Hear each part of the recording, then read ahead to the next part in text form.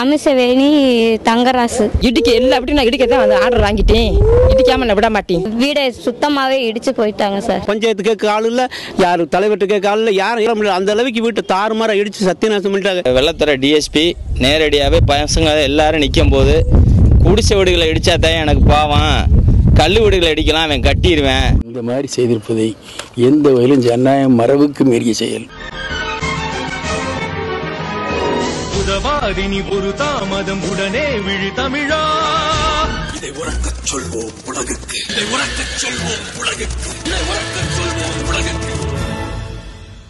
அகல விரிந்து பறந்த மரத்தை தாங்கி பிடிக்கும் வேரினை போல கேடான சாதியத்தை தாங்கி பிடிக்கும் ஆணிவேராய் விளங்கும் இந்து மதத்தை வேரோடும் வேரடி மண்ணோடும் பிடுங்கி எறிய உறுதியேற்று களமாடியவர் புரட்சியாளர் அம்பேத்கர். சாதிய குத்தீட்டிகளால் இந்தியா முழுக்க உள்ள ஒடுக்கப்பட்ட மக்கள் குத்தப்படுவதை கண்ட புரட்சியாளர் அம்பேத்கர் தேசிய இன மொழி என்கிற வரையறைகளை கடந்து சாதியத்தால் ஒடுக்கப்பட்ட அனைவருக்காகவும் குரல் கொடுத்தார். இன்றைய நவீன அறிவியல் சாதனங்களின் உதவியுடன் பல கோடி ரூபாய் பணம் இருந்தால் வானில் பறந்து விண்வெளிக்கு கூட சுற்றுலா சென்று திரும்பலாம் என்கிற சூழல் நிலவும் இந்த காலத்தில்தான் சாதியம் தனது கோர வாயை பிளந்து மனிதத்தை விழுங்கி ஏப்பமிட்டு கொண்டிருக்கின்றது.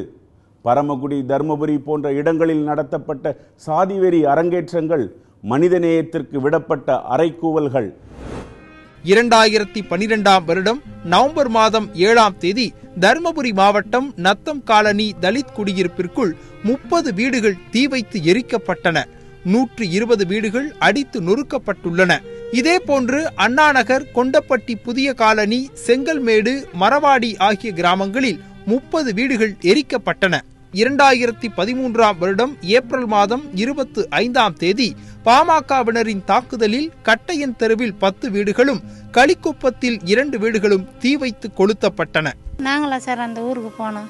இங்கே நாங்கள் அப்பா அம்மாக்கா இந்த ஊரில் நாங்கள் உட்காந்துன்னு கிடந்தோம். இந்த மாதிரி வந்து அடித்து எல்லாத்தையும் வாரிக்கின்னு போயிட்டு அவங்க வந்து ஊர் உள்ள நுழைஞ்சிலேருந்து எங்களுக்கு பயமாக இருக்குது சார். இந்த பக்கம் வரத்துக்கு குழந்தைங்க கூட வரமாட்டுது. இந்த பக்கம் உடம்பு சரியில்லாத ஆகி போச்சு. அவ்வளோ கூட்டம் சார், ஒரு 100 பேருக்கு மேலே சார் வந்தவங்க. எங்களுக்கு உயிர் தான் பேசிட்டு போயிட்டோம். வீடு வாசல் எதுவும் பசங்க எல்லாம் ஈத்துன்னு போயிட்டோம் சார். சிறிய அளவிலான வன்முறைகள், தலித் படுகொலைகள், தலித்துகள் மீதான கொடூர சித்திரவதைகள் போன்ற பல சம்பவங்கள் தலித்துகளுக்கு எதிராக நடந்திருந்தாலும் வீடுகள் அடித்து நொறுக்கப்படும் சம்பவத்தில் சில மட்டுமே இவை. தலித் குடியிருப்புகளை தீ வைத்து கொளுத்தினால் தாழ்த்தப்பட்டோர் பழங்குடியினர் வன்கொடுமை தடுப்பு சட்டம் 1989 பிரிவுகள் 3, 4 ஆகியவற்றின் கீழ் வழக்கு பதிவு செய்யப்பட வேண்டும். இதுவரை மேற்குறிக்கப்பட்ட பிரிவுகளின் கீழ் தமிழகத்தில் முழுமையான அளவில் வழக்குகள் பதிவு செய்யப்படவில்லை. சிவகங்கை மாவட்டம் மானாமதுரை அருகே உள்ள பாப்பான்குளம் கிராமத்தில் ஆதி திராவிட குடியிருப்பில் உள்ள 28 வீடுகள் கடந்த ஆகஸ்ட் 15 அன்று ஜேசிபி இயந்திரம் மூலம் இடிக்கப்பட்டது. இதில் சுமார் ரூபாய் 1 கோடி சேதம் ஏற்பட்டது.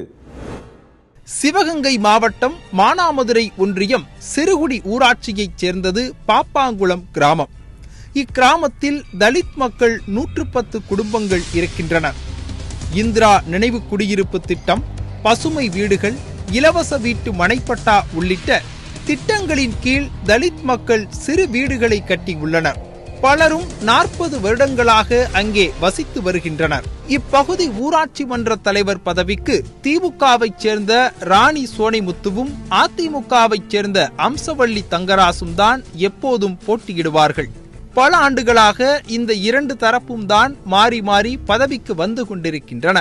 இதில் யார் வெற்றி பெற்றாலும் பதவியேற்றவுடன் தனக்கு வாக்களிக்காதவர்களை எல்லாம் குறிவைத்துக் கொண்டு வஞ்சம் தீர்ப்பதைத்தான் முதல் வேளையாக செய்கின்றனர். இந்த முறை பதவிக்கு வந்தவர் அம்சவள்ளி தங்கராசு. இவர் தேவர் ஜாதியைச் சேர்ந்தவர். தேர்தலில் தலித் மக்கள் இவருக்கு பெரிய அளவுக்கு வாக்களிக்கவில்லை. எனவே பதவிக்கு வந்ததும் தலித் மக்கள் குடியிருக்கும் நிலம் அரசு நிலத்தை ஆக்கிரமித்து கட்டப்பட்டது என்று கூறி ஊராட்சி மன்ற தலைவரின் கணவர் தங்கராசுவும் அவருடைய அடியாட்களும் ஆகஸ்ட் 15ஆம் தேதியிலிருந்து தொடர்ந்து 3 நாட்கள் தலித் மக்களின் வீடுகளை புல்டோசரால் இடித்து தரைமட்டமாக்கி உள்ளனர்.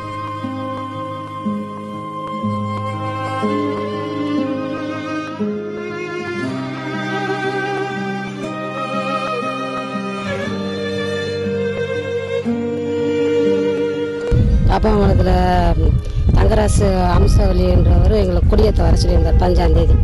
நாங்கள் குடியேற்ற போயிருந்தோம். குடியேற்ற போகும்போது குடும்ப அட்டை இல்லாதவங்க, ரேஷன் கார்டு இல்லாதவங்க, கம்மா வேலை அட்டை இல்லாதவங்களுக்கு நாங்கள் வாங்கி தரோம். உழவர் அட்டை இல்லாதவங்களுக்கு எங்களுக்கு கையெழுத்து போட்டு கொடுங்க இதில் பேப்பரில், நான் வாங்கி தரேன் அப்படின்னு சொல்லி எங்களை வந்து கையெழுத்து வாங்கினார். நாங்கள் எல்லாம் கையெழுத்து போட்டு கொடுத்தோம். கையெழுத்து போட்டு கொடுத்தவொன்னு கொஞ்ச நேரம் கொடியேற்றி வீட்டுக்கு வந்த பின்னாடி சிசிபியை கொண்டாந்து வச்சு ஒன்றுமே எங்களுக்கு அறிக்கை எதுவுமே கொடுக்காம அவர் வாட்டி வண்டியை கொண்டாந்து இடிச்சுக்கிட்டே வந்துட்டார். நாங்கள் என்ன ஏதுன்னு கேட்டதுக்கு கலெக்டர்கிட்ட நாங்கள் பெட்டிஷன் கொடுத்துருந்தோம். வந்திருக்கு எங்களுக்கு இடிக்க சொல்லி ஆர்டர் கொடுத்துருக்காரு. நாங்கள் இடிச்சுக்கிட்டு வரோம். இது யாரும் தடுக்க முடியாது, போய் வேணும்னா அங்கே போய் கலெக்டர்கிட்ட போய் கேட்டுக்கிறோங்கன்னு சொல்லிட்டாங்க. இடிக்கும் போது ஓட்டு போட்டவர்களின் வீடுகளை விட்டு போடாதவர்களின் 25 வீடுகளை மட்டும் குறிவைத்து இடித்துள்ளனர். பிரசிடண்ட் வந்து எங்கள் வீட்டை அமிசவேணி தங்கராசு வந்து எங்கள் வீட்டை பார்த்தாரு. படிக்கட்டு மட்டும் பாதையில் இருக்குது அப்படின்னு சொன்னார். சரி படிக்கட்டை இடிச்சிருக்கங்க, நாங்கள் ரோட்டுக்கு தர்றோம் அப்படின்னு சொன்னோம். திருப்பி என்ன செஞ்சாங்களோ தெரியல சார். 18ஆம் தேதி ஞாயிற்றுக்கிழமை வந்து வீடை சுத்தமாகவே இடித்து போயிட்டாங்க சார். மாறி மாறி பதவிக்கு வரும் இந்த 2 ஊராட்சி மன்ற தலைவர்கள் மீதும் மானாமதுரை மற்றும் சிப்காட் காவல் நிலையங்களில் ஏராளமான வழக்குகள் உண்டு என்பது குறிப்பிடத்தக்கது. காவல்துறை அந்த கோப்புகளை தூசு கூட தட்டுவதில்லை என கூறப்படுகிறது. எனக்கும் சேருவார் வீட்டுக்கும் பிரச்சனை. அது வந்து 10 வருஷமா அந்த இடம் வாங்கினதுலேருந்து அவர் எனக்கு முள்ளு வெட்டி அடைக்க, வேலியை கொண்டாந்து போட, என்னை சுற்றி கொண்டு எங்கனாச்சும் போட்டேன்னா அதை தூக்கி கம்மாக்கில் எரிய, என்னை விரட்டிக்கிட்டு அடிக்க வர மாதிரி யாருமே கேட்க மாட்டேங்கிட்டாங்க. கடந்த 7/8/2013 அன்று மானாமதுரை துணை கண்காணிப்பாளர் அலுவலகத்திற்கு பாப்பான்குளம் கிராமத்தைச் சேர்ந்த தாழ்த்தப்பட்ட சமூகத்தைச் சேர்ந்தவரான சித்திரை வள்ளி என்பவர் புகார் மனுவை அளித்துள்ளார். அதில் அதே பாப்பான்குளம் கிராமத்தைச் சேர்ந்த ஆதிக்க சாதியை உடைய ராஜேந்திரன் என்பவரிடம் நிலம் வாங்கியதாகவும் அதில் ராஜேந்திரன் மோசடி செய்துள்ளதாகவும், இது குறித்து ராஜேந்திரனிடம் கேட்டபொழுது தன்னை மிரட்டுவதாகவும், எனவே துணை கண்காணிப்பாளர் நடவடிக்கை எடுக்க வேண்டும் என்றும் தெரிவித்துள்ளார். இந்த புகாரின் அடிப்படையில் 10/8/2013 அன்று துணை கண்காணிப்பாளர் வெள்ளத்துறை விசாரணைக்கு அழைத்துள்ளார். அங்கு வந்த சித்திரை வள்ளி தனக்கு ஏற்பட்டுள்ள பிரச்சனைகள் குறித்து கூறியுள்ளார். மேலும் தாங்கள் பாப்பான்குளம் வந்து விசாரணை மேற்கொள்ள வேண்டும் என்றும் வற்புறுத்தியுள்ளார். இப்படி நம்மளை தொந்தரவு பண்ணுறாங்க, நம்ம போய் ரிப்போர்ட் பண்ணுவோம்னு சொல்லிட்டு நான் 6-7 மணி அப்போலாம் போய் ரிப்போர்ட் பண்ணேன். சார் இந்த மாதிரி என்னை ரொம்ப தொந்தரமா டிஎஸ்பிட்ட போகிறேன். டிஎஸ்பிட்ட போய் ரிப்போர்ட் பண்ணி, சார் இந்த மாதிரி என்னை ரொம்ப தொந்தரம், நீ பெடிஷனை கொடுப்பா அண்ணன் பார்ப்போம் அப்படின்னு சொன்னார். நான் பெடிஷனை கொடுத்தோடனே இல்லைப்பா நான் வர முடியாது, போலீஸ் அனுப்புகிறேன் அப்படின்னு சொன்னார். போலீஸ் அனுப்புனா நான் உயிரோடு இருக்க முடியாது சார், நீங்களே வந்து சொன்னாதான் சார் நான் அந்த இடத்துல இருக்க முடியும் அப்படின்னு சொன்னாங்க. அப்புறம் நான் கும்பிட்டு விழுந்தோன்னே நீங்கள் வந்து சொல்லுங்கள் சார்னு சொன்னோன்னே ஒரு 3 நாள் சென்று நான் வரப்பா அப்படின்னு சொன்னார். நான் 3 நாள் சென்றோன்னே இங்கே வந்து இந்த கொஞ்சம் இருக்க இடம்புலின்னு ஓடு கட்டம் போட்டுக்கிட்டு இருந்தேன். போட்டோடனே வந்த உடனே என் இடத்துக்கு வந்து பேசினார். என்னோட இடத்த பேசிட்டு அவரையும் கூப்பிட்டு, இந்த பா இது பெரம்போக்கு, இந்த அம்மா அங்கே நிற்கல இருக்குது, அதை சுற்றி இதுக்கு போட்டுக்கிறட்டும், இதுக்கும் உனக்கும் சம்மந்தம் இல்லை, நீ என்ன ஒரு பல்லோட்டு பிள்ளைய இப்படி தொந்தரவு பண்ணி அடிக்கனா போறியாமல, உனக்கு என்ன உரிமை இருக்குது, காசையும் வாங்கிட்டு ஒரு பொம்பளை என்ன ஏமாத்துற அப்படின்னு அவர்கிட்ட கூப்பிட்டு சொல்லிட்டு அவர் பாட்டை விட்டு வண்டியிலுக்கு வந்துட்டார். வண்டிக்கு வந்த உடனே ஊருக்காரங்க பிள்ளை திரண்டு வந்து, சார் நீங்கள் வந்ததே வந்துட்டியே, எங்களுக்கு நடக்க பாதையில் நீங்கள் எங்களுக்கு ஒரு உதவி செய்யுங்க சார் அப்படின்னு சொன்னாங்க. அதே பகுதியைச் சேர்ந்த சிலர் இப்பகுதியில் உள்ள பாதைகளில் ஆக்கிரமிப்பு அதிகம் இருப்பதாகவும், இதனால் ஏதேனும் இப்பகுதியில் சாவு ஏற்பட்டால் இங்கிருந்து சுடுகாட்டிற்கு கொண்டு செல்ல மிகவும் சிரமமாக இருப்பதாகவும் அதனை அகற்றும்படியும் கூறியுள்ளார். உங்க ஊர் பிரசிடண்ட் யாரியா, அவங்ககிட்ட குறைய சொல்லுங்கய்யா, என்கிட்ட என்ன குறை சொல்றீங்க அப்படின்னு கேட்டார். அப்போ அவங்க சொல்கிறாங்க, நீங்கள் எல்லாருக்கும் நல்லது செய்கிறோம்னு சொன்னாங்க, அதனால நீங்கள் வந்து எங்களுக்கு ஒதுங்குடி சார்னு சொன்னால் நான் வர முடியாது. உங்கள் ஊர் பிரசிடண்ட்டுக்கு ஃபோன் நம்பர் கேட்டாக்கா அதில் ஒரு போலீஸு நம்பர் இருந்து கொடுத்து அடித்தோன்னா 1/2 மணி நேரம் ஆகும், நான் வரேன், நான் மானாமதுரையில் இருக்கிறேன் அப்படின்னு சொல்லிட்டார். 1/2 மணி நேரம் ஆகும் சொன்னோன்னே சரி 1/2 மணி நேரம் ஆனாலும் பரவாயில்ல, நான் இருக்கிறேன், இங்கே வாங்க அப்படின்னு சொன்னார். 1/2 மணி நேரம் சென்று அவர் வந்தார். அவர் வந்த உடனே ஏயா நீங்கள் ரோடு போடலன்னு டிஎஸ்பி சார் கேட்டார். நான் எத்தனை தடவை 3 தடவை செய்ச்சு, 3 தடவையும் நான் ரோடு போடுறதுக்கு முகர்ச்சி பண்ணி கல் மண்ணுன்னு அடித்ததுக்கு ஊருக்காரவங்க விட்டு கொடுக்க மாட்டேன்னு சொல்லிட்டாங்க. இதறி இருக்கு இடம், அது வரைக்கும் இருக்கு இடம் அப்படின்னு மல்லு கட்டினாங்க சார். சம்பவ இடத்திற்கு வந்த தங்கராஜிடம் இது குறித்து உடனடியாக நடவடிக்கை எடுக்க வலியுறுத்தி உள்ளதாக கூறப்படுகிறது. மேலும் சம்பந்தப்பட்ட ஆக்கிரமிப்பாளர்களிடம் பேசி ஆக்கிரமிப்புகளை அகற்றச் சொல்லியதாக கூறப்படுகிறது. இந்த சந்தர்ப்பத்தை உபயோகப்படுத்திய ஊராட்சி மன்ற தலைவியின் கணவர் தங்கராஜ் தனது மனைவிக்கு தேர்தலின் போது வாக்களிக்காதவர்களின் வீடுகளை இடித்து வஞ்சம் தீர்த்ததாக கூறப்படுகிறது. இந்த சம்பவத்தை அறிந்த இந்திய கம்யூனிஸ்ட் கட்சியைச் சேர்ந்த சிலர் போராட்டத்தில் குதித்த பின்னரே இச்சம்பவம் வெளி உலகிற்கு தெரிய வந்தது. இதனை அறிந்த மார்க்சிஸ்ட் கம்யூனிஸ்ட் ஜி ராமகிருஷ்ணன் தலைமையில் கட்சியினர் பெரிய அளவில் போராட்டத்தை கொண்டு செல்ல சாலை மறியலில் ஈடுபட்டனர்.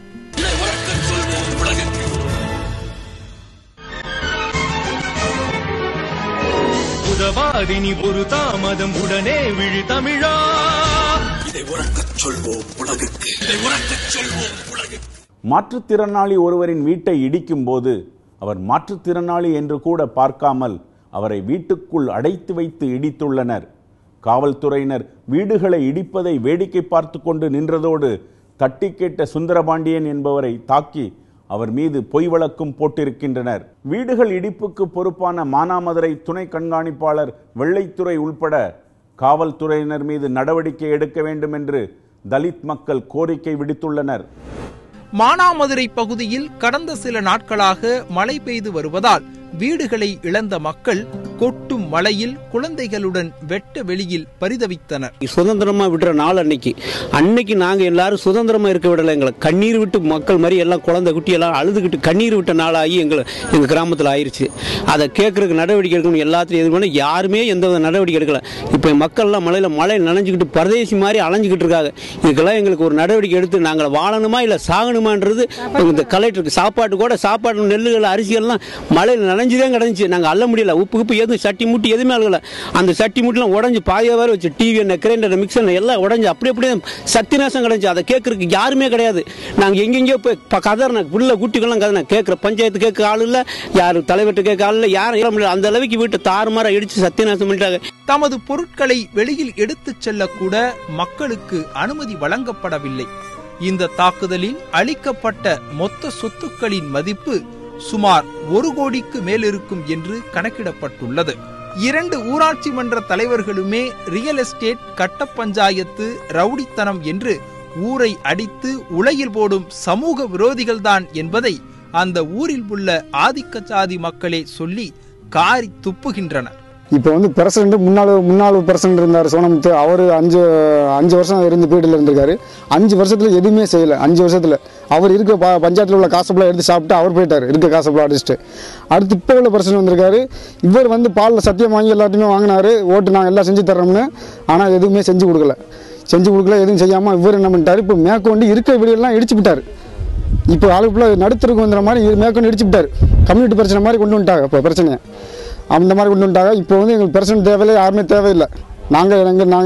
நாங்களே பார்த்துக்கிறோம். ஆனால் இதுக்கு ஒரு முடிவு இல்லாமல் நாங்கள் யாருமே விட போகிறது கிடையாது. தற்போதைய ஊராட்சி மன்ற தலைவருக்கு மானாமதுரையில் ஒரு நகைக்கடையும் சுற்று வட்டாரங்களில் ஏராளமான சொத்தும் இருக்கிறது. அதே போலத்தான் எதிர்த்தரப்பிற்கும் இவர்கள் சேர்த்து வைத்திருக்கும் சொத்துக்கள் அனைத்தும் மக்களை கொள்ளையடித்து சேர்த்தது. மக்கள் பணத்தை தின்பதற்காகத்தான் இவர்களை போன்றவர்கள் தேர்தலில் போட்டியிடுகிறார்கள். தலித் மக்களின் வீடுகளை இடித்திருக்கும் இந்த ஓட்டு பொறுக்கிகள் தலித் மக்களுக்கு மட்டுமல்ல, ஆதிக்க சாதியில் உள்ள உழைக்கும் மக்களுக்கும் எதிரானவர்கள்தான் என்பதை உணர்ந்து பிற பிரிவு மக்களும் தலித் மக்களுடன் இணைந்து இவர்களை எதிர்த்து முறியடிக்காவிட்டால் நாளை ஓட்டு போடாததற்காய் சொந்த சாதி மக்களின் வீட்டையும் இவர்கள் இடித்து விடுவார்கள். கிராம மக்களை அடியாட்கள் மூலம் மிரட்டி வெளியே சொல்லக்கூடாது என தடுத்துள்ளார். சார், நீங்களே கட்டி கொடுத்து இடிக்கிறீங்களே, இன்னும் ஒரு பில்லு கூட நான் வாங்கலை அப்படின்னு கேட்டதுக்கு அது ஆர்டர் வாங்கியாச்சு, நீ பாதையில கட்டிருக்கன்னு சொல்றாங்க, உங்க வீட்டை இடிக்கணும் அப்படின்னு சொல்லி பட்டா இருக்கு, ரேஷன் கார்டு வச்சிருக்கோம், எல்லாமே நாங்க வச்சிருக்கோம் சார். பிள்ளைக்கு ஒரு பால் டப்பா எடுக்க விட மாட்டேன்ட்டாங்க. அப்படி ஒரு குடும்பம் செஞ்சாங்க. அன்னைக்கு தங்கராசுன்றவர். இந்த வீடுகளில் 100 வருடங்களுக்கு மேல் தலித் மக்கள் வசித்து வந்தார்கள். இதற்கு 1954ஆம் ஆண்டு காமராஜர் பட்டா வழங்கியுள்ளார். இந்த பட்டா நிலங்களில் தங்கள் வாழ்நாள் உழைப்பை கொட்டி தலித் மக்கள் வீடு கட்டியுள்ளனர். சிலர் அரசு நிதியுதவி பெற்று வீடுகள் கட்டியுள்ளனர். இப்படி கட்டப்பட்ட வீடுகள் இடிக்கப்பட்டது சாதிய உள்நோக்கம் கொண்டது. தலித் மக்களின் வீடுகளில் இருந்தும் அவர்கள் வசிக்கும் பகுதிகளில் இருந்து வெளியேற்றுவதும் வன்கொடுமை வழக்கின்படி குற்றச் செயலாகும். இடிக்கப்பட்ட வீடுகளை முழுமையாக அரசே கட்டித்தர வேண்டும் என்றும் அவர்களுக்கு நிவாரணம் வழங்க வேண்டும் என்றும் வன்கொடுமை வழக்கில் வலியுறுத்தப்பட்டுள்ளது. சுதந்திர தினமான ஆகஸ்ட் 15ஆம் தேதி டிஎஸ்பி வெள்ளைத்துறை தலைமையில் தலித் மக்களின் 8 வீடுகள் இடித்து தரைமட்டமாக்கப்பட்டுள்ளன. ஆகஸ்ட் 20ஆம் தேதி 20 வீடுகள் இடிக்கப்பட்டுள்ளன.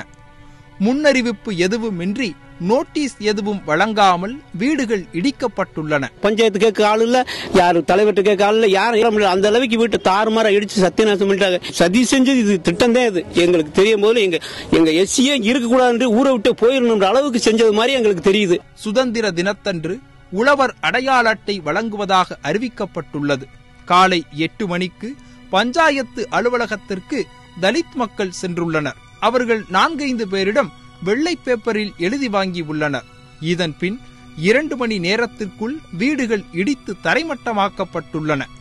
இந்த வீடுகளை இடித்து தள்ள பஞ்சாயத்து தலைவருக்கோ டிஎஸ்பிக்கோ அதிகாரம் கிடையாது.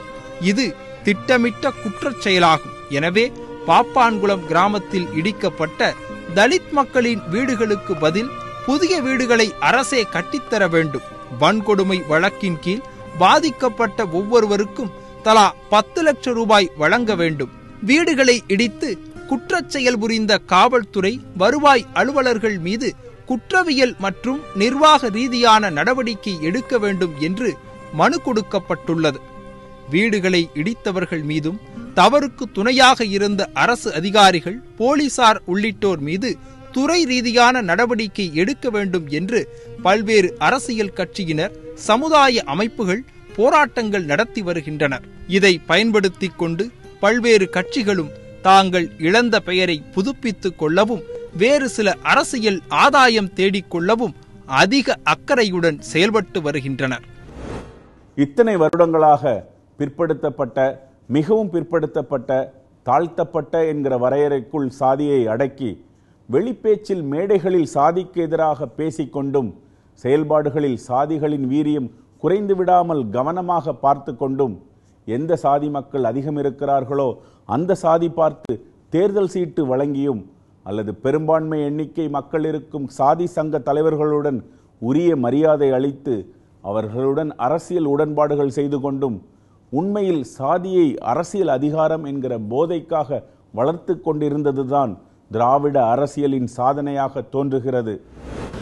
22 தலித் வீடுகள் எந்தவித முன்னறிவிப்புமின்றி அகலப்படுத்துகிறோம் என்ற பெயரில் பொய்யான காரணங்களை சொல்லி ஆகஸ்ட் 15 இந்த 67வது சுதந்திர தினம் 66 முடிந்து 67 தொடங்கக்கூடிய இந்த நாளில் 28 வீடுகள் அடித்து நொறுக்கப்பட்டிருக்கிறது. அதாவது அந்த பஞ்சாயத்தோட அம்சவள்ளி என்ற அந்த பஞ்சாயத்து தலைவரின் கணவர் தங்கராஜ் என்பவர் சிவகங்கை மாவட்ட டிஎஸ்பி வெள்ளத்துறை துணையுடன் ஒரு கூட்டு சதி அந்த விஓவோடு இணைந்து அப்பாவி மக்களை அடித்து துன்புறுத்துவதோடு இல்லாமல் அவர்களை 3 நாட்கள் வெளியே வராமல் அங்கேயே அடித்து வைத்திருக்கிறார்கள். அதே போல் ஒரு மாற்றுத்திறனாளி அவரையும் அதே மாதிரி அடித்து கீழே தள்ளியிருக்கிறார்கள். இந்த 28 வீடுகளும் அடித்து நொறுக்கப்பட்டு முற்றிலுமாக அழித்து ஒழிக்கப்பட்டிருக்கிறது. ஒரு படையெடுப்புக்கு உண்டான ஒரு மோசமான சூழ்நிலை எப்படி இருக்குமோ அது போன்ற நிகழ்ச்சி அங்கே நடைபெற்று எந்த விதமான முன் அறிவிப்பும் இல்லாமல் திடீரென்று வீடுகளை இடித்திருக்கிறார்கள். அதில் காவல்துறையை சேர்ந்த அதிகாரிகள் வந்திருக்கிறார்கள். ரெவன்யூ இன்ஸ்பெக்டரோ மற்றவர்களோ யாரும் இல்லை. அவ்வளவு பேரும் இருந்து சுதந்திர தினத்தில் 28 வீடு 26 வீடுகளை பார்க்கும் பொழுது இந்திரா நினைவு நிதியிலிருந்து மத்திய அரசும் மாநில அரசும் சேர்ந்து கொடுக்கக்கூடிய நிதியில் கட்டப்பட்ட வீடுகள் உட்பட அனைத்தும் இடிக்கப்பட்டிருக்கிறது. அதிலும் பெரும்பான்மையர்கள் தலித் மக்கள். அவர்கள் தங்களுடைய உழைப்பால் கட்டப்பட்டது, அரசுடைய உதவியாலும் கட்டப்பட்டது, முறையாக கட்டியிருக்கிறார்கள். அந்த கட்டுகளெல்லாம் பல வீடுகள் 10 லட்சம் 15 லட்சத்துக்கு செலவழித்து கடன் வாங்கி கட்டப்பட்ட வீடுகள். இது இந்த மாதிரி செய்திருப்பதை எந்த வகையிலும் ஜனநாயக மரபுக்கு மீறிய செயல், சட்டத்துக்கு மீறிய செயல். காவல்துறை தன்னுடைய எல்லையை மீறி அதை செய்திருக்கிறார்கள். எந்த வகையிலும் அது தவறானது. அவர்கள் மீதும் நடவடிக்கை எடுக்க வேண்டும். இது குறித்து அப்பகுதி மக்கள் கலெக்டர் ராஜாராமிடம் புகார் செய்தனர். இதைத் தொடர்ந்து மாவட்ட வருவாய் அதிகாரிகள் நேரில் சென்று ஆய்வு செய்தனர். இந்த நிலையில் சுப்பிரமணியன் என்பவர் மானாமதுரை சிப்காட் போலீசில் புகார் செய்தார். அதன் பேரில் போலீசார் வழக்கு பதிவு செய்து சிறுகுடி ஊராட்சி மன்ற தலைவி அம்சவள்ளி, ஜேசிபி எந்திர டிரைவர் ஆகியோரை கைது செய்தனர். ஜேசிபி எந்திரம் பறிமுதல் செய்யப்பட்டது. இந்த சம்பவம் தொடர்பாக சிப்காட் சிறப்பு சப் இன்ஸ்பெக்டர் பழனியப்பன், மானாமதுரை சிறப்பு சப் இன்ஸ்பெக்டர் சந்திரன், ஏட்டு வேல் ஆகியோரை இடமாற்றம் செய்து போலீஸ் சூப்பரண்ட் அஸ்வின் முகுந்த் கோட்னிஸ் உத்தரவிட்டார். சாதிய துவேஷத்தை மிக சுலபமாக 4 தற்குறிகளால் ஓரிரவில் பற்ற வைத்து விட முடிகிறது. ஆனால் சாதிய ஒழிப்பிற்கு அரசியல் கட்சிகள் மற்றும் சமூக தலைவர்களிடமிருந்து நேர்மையான தன்னலமற்ற அணுகுமுறைகள் தோன்றிய பாடே இல்லை. அது தொடர்ச்சியாக ஒரு தலைமுறைக்கேனும் தேவை. இன்றைய ஓட்டு வங்கி அரசியலில் இது சாத்தியமாக்கப்படவில்லை. இந்த சம்பவம் போன்ற நிகழ்வுகள், அதன் எதிரொலியாக உணர்ச்சி பூர்வமாக எழுப்பப்படும் கண்டனங்களால் எந்த பலனும் ஏற்பட போவதில்லை. சாதி பாக்குறான்னு அப்பாவி போலவே கேட்கிறான். அட இப்பெல்லாம் எவன்டா சாதி பாக்குறான்னு அப்பாவி போலவே கேட்கிறான். நாட்டு நிலைமைய தலைகீழ பாக்குறான். நாட்டு நிலைமைய தலைகீழ பாக்குறான்.